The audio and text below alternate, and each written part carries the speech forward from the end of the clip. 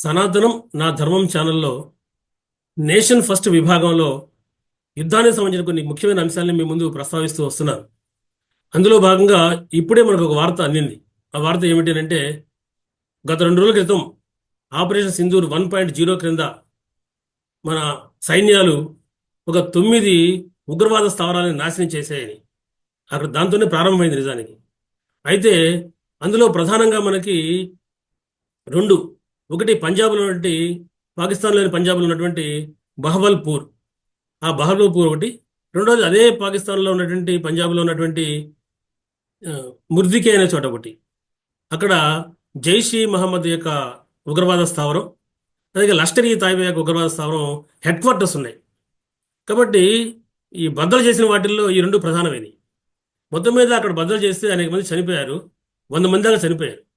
ఆ చనిపోయిన వాళ్ళు ఎవరు అనేది ఇప్పుడు మనకు కొన్ని పేర్లు అందుతున్నాయి. మరొక ముఖ్యమైన విషయం ఏంటంటే, ఈ చనిపోయిన వాళ్ళని వాళ్ళు ఒక దేశభక్తి పరులుగా వాళ్ళకి పెద్ద ఎత్తున ఫ్యూనరల్స్ జరిపారు. అక్కడ ఉన్నటువంటి అధికారులు, పోలీస్ అధికారులు, పౌర అధికారులు కలిసి వాళ్ళకి పెద్ద ఎత్తున వాళ్ళకి ఏదో ఒక వీరుల్లాగా వాళ్ళకి ఆ, సంస్కారాలు జరపడం అనేటిది ఒక దారుణమైన విషయం.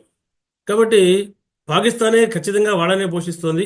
పాకిస్తానే ఉగ్రవాద దేశం చెప్పడానికి ఇది ప్రధానంగా మనకు కనబడుతున్న విషయం. అందులో ఒక 5గురు మనకు కనబడుతున్నారు.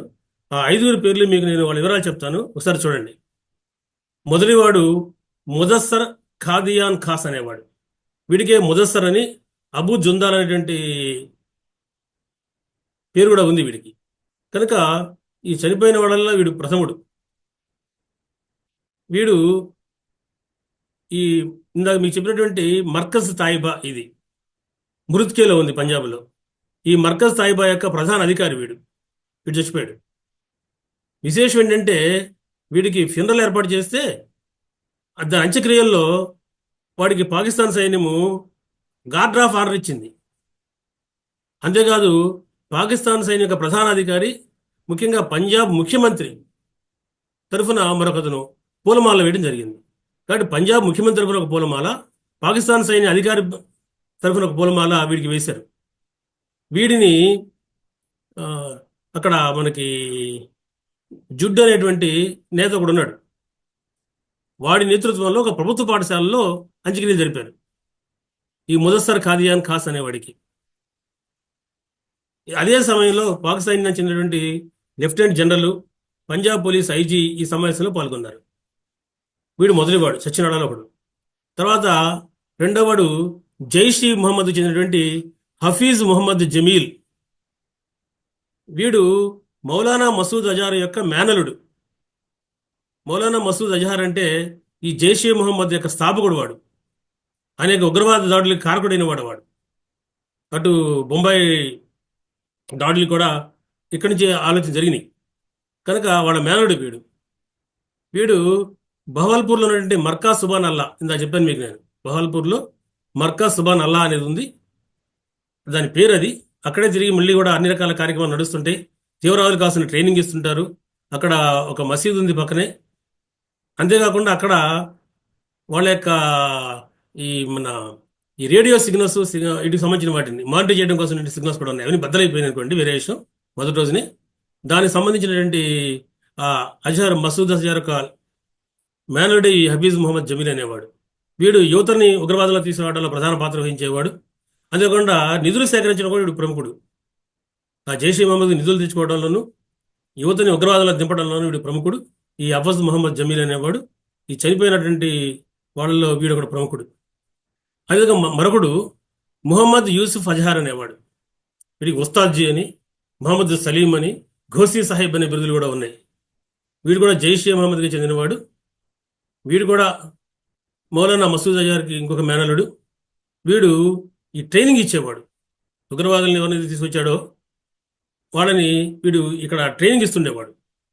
జమ్మూ కాశ్మీర్లో ఉగ్రవాద దాడి జరపడంలో వీడి పాత్ర చాలా ప్రముఖంగా ఉంది. మనకి అలాగే ఐసీ 814 హైజాకింగ్ కేసు ఒకటి ఉంది. ఆ కేసులో వీడు కోర్టు వారెంట్లో కూడా ఉన్నాడు. కానీ చనిపోయిన వాళ్ళు వీడు ఒకడు. అలాగే మరొకడు ఖాలిద్ అనేవాడు. వీడిని అబూ ఆకాష్ అని కూడా పిలుస్తారు. వీడు లష్కరే తాయిబాకి చెందినవాడు. వీడు కూడా జమ్మూ కాశ్మీర్లో అనేక రకాల గురదాడులు ఎదురు పాల్గొన్నవాడు. వీడు ఆయుధాలు సరఫరా చేస్తుంటాడు మన దేశంలోకి ఈ ఉగ్రవాదులకి. వీడు ఆఫ్ఘనిస్తాన్ నుంచి ఆయుధాలని మన వైపుగా తీసుకురావడంలో ఒక ప్రముఖ పాత్ర వహిస్తూ ఉంటాడు వీడు. గమ్మత్తు ఏంటి, వీడు చేస్తే ఫైసలాబాద్లో వీడి కూడా అంత్యక్రియలు జరిపారు.